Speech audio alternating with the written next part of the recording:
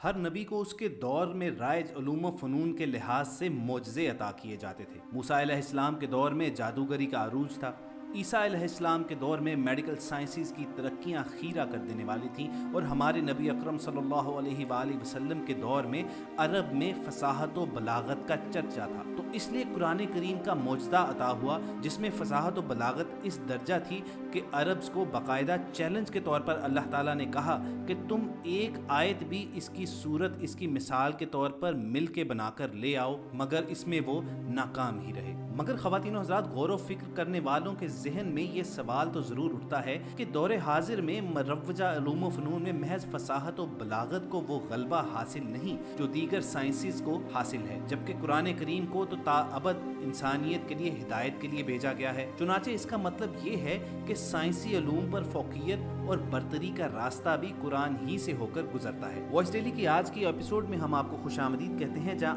آج ہم آپ کو ایک ایسا معجزاتی واقعہ سنانے جا رہے ہیں جو امریکہ میں وقوع پذیر ہوا، جہاں ایک بچے کی پیدائش کی وجہ سے چند امریکی ڈاکٹرز نے اسلام قبول کر لیا۔ ان غیر مسلم ڈاکٹروں کی نظر سے ایسا کون سا مشاہدہ گزرا کہ وہ دین حق پر ایمان لے آئے، یہ تفصیل سے آپ کو بتائیں گے، مگر اس سے پیشتر آپ سے ایک درخواست کریں گے کہ آپ ریڈ سبسکرپشن بٹن پر کلک کیجئے اور بیل آئیکن کو پریس کر دیجئے تاکہ آپ وائس ڈیلی کے سبسکرائبر بن جائیں اور آپ کو یہاں اپلوڈ ہونے والی ہر انفارمیٹیو ویڈیو ملتی رہے۔ دوستو، ہم سب کا ایمان ہے کہ قرآن حکیم کتاب رشد و ہدایت بھی ہے اور حکمت کا خزانہ بھی۔ اس کے مطالعہ سے دنیاوی زندگی کے مسائل کو جاننے اور سمجھ کر حکمت سے حل کرنے کا بھی علم پایا جاتا ہے۔ ہسپتالوں میں بچوں کی پیدائش اور بسا اوقات بچہ تبدیلی کے دعووں پر جھگڑے بھی عام سی بات ہو گئی ہے۔ اگرچہ ابھی ڈی این اے ٹیسٹ کے ذریعے ان جھگڑوں کو نپٹانا ایک معمول بن گیا ہے، لیکن قرآن مجید نے اس پیچیدہ صورتحال کا حل بھی 1400 سال قبل پیش کر دیا تھا، جس پر غور و خوض کے بعد امریکہ میں غیر مسلم ڈاکٹر بھی قرآن مجید کے برحق ہونے کا اعتراف کرنے پر مجبور ہو گئے۔ امریکہ کے ایک ہی ہسپتال میں ایک رات کو بچوں کی ڈیلیوری کے 2 کیس آئے۔ ایک عورت کے بطن سے لڑکا اور دوسری کے ہاں لڑکی پیدا ہوئی، اور وہاں پر عام دستور ہے کہ بچے کے انگوٹھے پر ٹیگ لگا دیا جاتا ہے جس پر والدین کا نام درج ہوتا ہے، مگر ٹیگ میں غلطی کی وجہ سے اس بچے کی شناخت میں تھوڑی مشکل ہو گئی۔ اگرچہ اسی وقت سائنسی طریقہ کار کو اپناتے ہوئے اس ایشو کو ریزالو تو کر لیا گیا، مگر آپریشن تھیٹر میں موجود ڈاکٹرز میں یہ بحث شروع ہو گئی کہ اگر سائنس نے آج اتنی ترقی نہ کی ہوتی تو یہ مسئلہ شاید کبھی حل ہی نہ ہوتا اور والدین ہمیشہ شک میں گرفتار رہتے۔ نگرانی کرنے والے ڈاکٹروں کی ٹیم میں ایک مسلمان مصری ڈاکٹر بھی موجود تھا۔ اس کے امریکی دوستوں نے اسے مخاطب کرتے ہوئے کہا کہ تمہارا دعویٰ ہے کہ اسلام تو مکمل ضابطہ حیات ہے جو زندگی کے ہر پہلو پر کوئی نہ کوئی حل ضرور پیش کرتا ہے، تو تم اس سچویشن میں اگر سائنس نے اتنی ترقی نہ کی ہوتی تو کیا کرتے؟ مصری ڈاکٹر نے فخریہ انداز میں اپنے دوستوں کی طرف دیکھتے ہوئے جواب دیا کہ ہاں، یہ میرا ایمان ہے کہ میرا دین زندگی کے ہر پہلو کا احاطہ کرتا ہے اور اللہ تعالیٰ کا کلام قرآن مجید اس زندگی میں درپیش تمام مسائل کا حل پیش کرتا ہے۔ میرا یہ تم سے وعدہ ہے کہ میں اس مسئلے پر بھی کوئی قرآنک گائیڈنس تم تک ضرور پہنچاؤں گا۔ اس مسلمان ڈاکٹر کو جب سالانہ چھٹیاں ہوئیں تو اس نے اپنے وطن مصر کا رخ کیا اور وہ اس پوچھے گئے سوال کا جواب تلاش کرنے کے لیے مصر کی مشہور درسگاہ جامعۃ الازہر پہنچا۔ اس نے وہاں پر موجود شیوخ سے رابطہ کیا اور ان کے سامنے یہ مسئلہ پیش کیا کہ آخر جب سائنس اس درجے پر نہیں پہنچی تھی کہ ڈی این اے ٹیسٹ وغیرہ کے ذریعے بچے کی والدین کی شناخت کی جا سکے، تو اسلام ہمیں کس طور اس مسئلے کو حل کرنے میں مدد پیش کر سکتا تھا۔ جامعۃ الازہر کے اس اسکالر نے اسے جواب دیا کہ میں آپ کے سامنے قرآن مجید کی سورہ نساء کی آیت نمبر 11 تلاوت کر دیتا ہوں، آپ اسی سے شاید اس مسئلے کا حل تلاش کر سکیں۔ دوستو، قرآن مجید کی جس آیت کا یہاں پر ذکر ہو رہا ہے اس کا مفہوم ہے کہ اللہ تمہاری اولاد کے حق میں تمہیں حکم دیتا ہے کہ ایک مرد کا حصہ 2 عورتوں کے برابر ہے۔ جب جامعۃ الازہر کے اس اسکالر نے اس آیت کی تلاوت کی تو اس مصری ڈاکٹر کے ذہن میں ایک باب روشن ہو گیا اور اسے اس پہیلی کا जवाब मिल गया। उसने अल्लाह ताला का शुक्र अदा किया और अपनी ड्यूटी पर जाने का कसद किया। वो वापस ड्यूटी पर पहुंचा और उसने अपने कोलीग्स को आगाह किया कि उसने उनके दिए गए चैलेंज को कबूल किया था और बिला आखिर उसका जवाब ढूंढने में कामयाब हो चुका है कि अगर साइंस इतनी तरक्की ना भी करती, अगर डीएनए टेस्ट का वजूद ना भी आता, तो उसका दीने हक 14 सदियां कबल ही उसे इस सवाल का जवाब दे चुका था कि आखिर किस तरह वो बच्चे के असल वालिदैन की शनाख्त करता। उसने अपने कोलीग से कहा कि इन दोनों बच्चों के माओं के दूध के सैंपल्स लेबोरेटरी में मंगवाए जाएं। उसकी फरमाइश पूरी की गई। ख़वातीन व हज़रात, यहाँ पर बज़ाहिर उस आयत को अगर जहन में लाएं तो समझ में ये आता है कि अल्लाह ताला ने जो कुरान करीम में ये फरमाया है कि अल्लाह ने मर्द के 2 हिस्से और औरत का 1 हिस्सा रखा है, तो शायद माँ के दूध की मिकदार बेटे के मामले में दुगनी होगी और जिस औरत के यहाँ बेटी की पैदाइश हुई थी शायद उसके दूध की मिकदार आधी होती। मगर ऐसा नहीं था। वो डॉक्टर तदब्बुर और फिक्र करने वाला शख्स था। उसने इन दोनों के दूध के सैंपल्स मंगवाकर टेस्ट किए और वो ये देखकर हैरान रह गए कि जिस औरत के यहाँ बेटे की पैदाइश हुई थी उस औरत के दूध की मिकदार में फैट्स और कैल्शियम 2.8% ज्यादा थी। और तमाम साइंटिफिक रिसर्चेस इस बात पर मुत्तफिक हैं कि मर्द को नशोनुमा के लिए फैट्स, कैल्शियम और दीगर कुदरती अज्जा की मिकदार औरत के मुकाबले में ज्यादा चाहिए होती है। तो गोया कुदरत ने रोजे अव्वल ही से इस चीज का इंतजाम कर रखा था। उस डॉक्टर ने फख्र के साथ अपने तमाम अमरीकी दोस्तों के सामने उस आयत की तिलावत की और साथ ही लेबोरेटरी के ये टेस्ट रिजल्ट भी दिखाए, जिसे देखकर वो दीन हक से मुतासिर हुए बिना रह न सके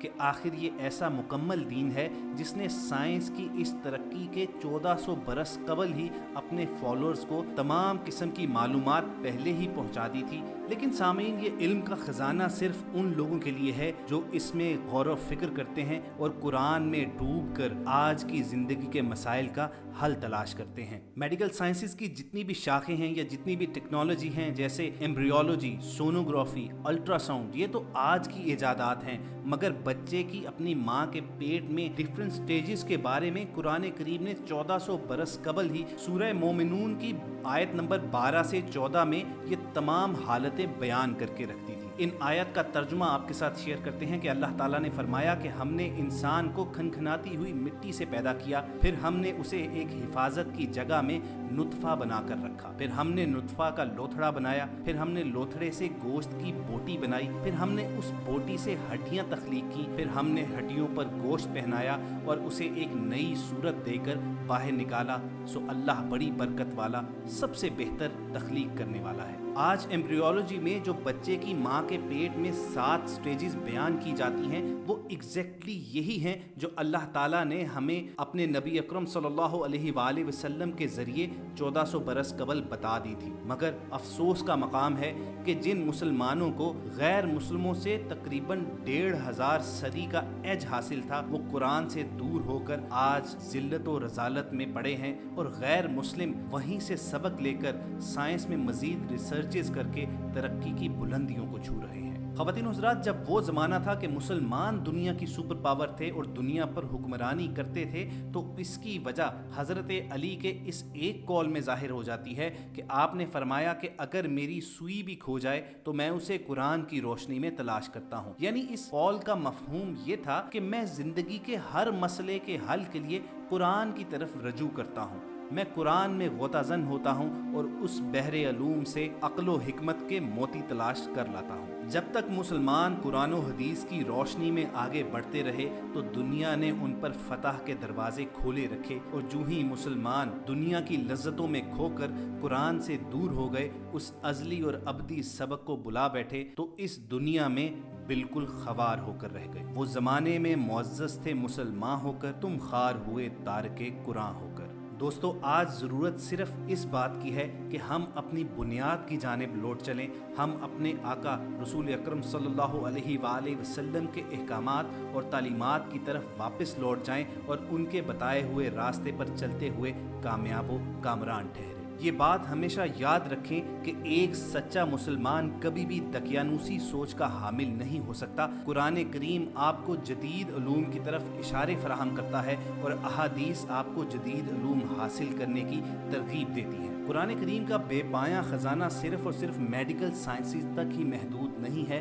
बल्कि साइंस की जो जदीद शाखें हैं उनका भी अहाता करता है। अगर कुरान करीम में हज़रत सुलेमान के वाक़े का हम जिक्र करें तो मलका बिल्कीस के तख्त का वहाँ से ले आना आपको किस इल्म की तरफ इशारा करता है? ये वही इल्म है जिस पर जापान में आज रिसर्च की जा रही है कि हम एक इंसान को या किसी भी डेटा को बगैर किसी ट्रांसपोर्टेशन मीन के किस तरह एक जगह से दूसरी जगह ट्रांसफर कर सकते हैं। इसी तरह कुरान करीम की सूरह रहमान के बारे में हम अक्सर सिर्फ ये कहकर गुजर जाते हैं कि इसमें जमालियाती ज़ौक़ और ज़ुबान के एतबार से खूबसूरती बेहद ज़्यादा है, मगर हम ये भूल जाते हैं कि सूरह रहमान ही की एक आयत में स्पेस साइंसिस का बहुत बड़ा असूल अल्लाह ताला ने मुसलमानों के सामने रख दिया था। एक आयत का तर्जुमा आपके साथ शेयर करते हैं कि ए गिरोहे जिनो इंस, अगर तुम ज़मीन की हदों से निकलना चाहते हो तो कभी नहीं निकल सकते सिवाय ज़ोर के। और ये स्पेस साइंसिस का बुनियादी उसूल है कि अगर आप ज़मीन की ग्रेविटेशनल पुल से बचना चाहते हैं तो आपको इसकी हदें तोड़ने के लिए